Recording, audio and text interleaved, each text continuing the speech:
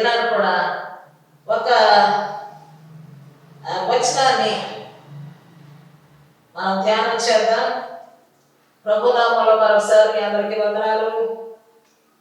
యోగ గ్రంథం 23వ అధ్యాయం 10వ వచనంలో,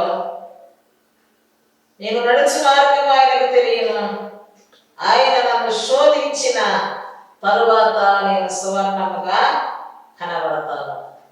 ఒకవేళ కష్టాలు, శోధనలు, ఇరుకులు ఎన్నొచ్చినా, ఆ శోధనలు నాకు వచ్చిన తరువాత నేను సువర్ణముగా మార్పు చెబుతాను, సువర్ణముగా నేను కనపడతాను.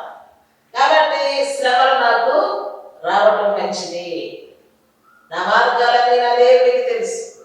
నన్ను పరిశోధించే దేవుడు నా నడకను, నా పడకను, నా నోటి మాటను, నన్ను సమస్తమును కూడా పరీక్షించి పరిశోధించిన తర్వాత నేను సువర్ణము వలె కనబడతాను.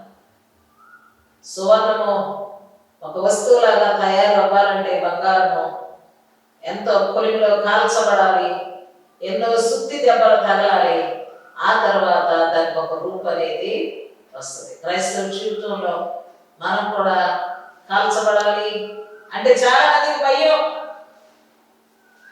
పట్టబడాలి, అనేక స్థితి దెబ్బలు రావాలి, వాటిని మనం ఆహ్వానించాలి, వాటిని ఇష్టపడాలి అంటే భయం.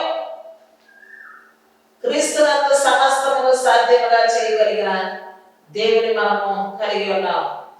అగ్నిగుండంలో కాలిపోతూ ఉన్నటువంటి షడ్రకు, మెషకు, అబేద్నెగోల వెంట్రుక కూడా కాలాల, వారి బట్టలు నొప్పు వాసన కూడా రాలా. ఎక్కడ ధైర్యం అంటే వారు సేవించుచున్న దేవునిలో ఉన్న గొప్ప ధైర్యం. అది వారు విశ్వసించారు, దాని ఫలితాన్ని పొందారు. అలాగనే శోధనలు వచ్చినప్పుడు భయపడవద్దు, సువర్ణముగా మారుతావు, జాగ్రత్త. బలం కలిగి ధైర్యం తెచ్చుకొని ఆనందించడానికి అలవాటు కూడా ఆరోగ్యంగా ఉంటావు. చిన్న ప్రార్థన.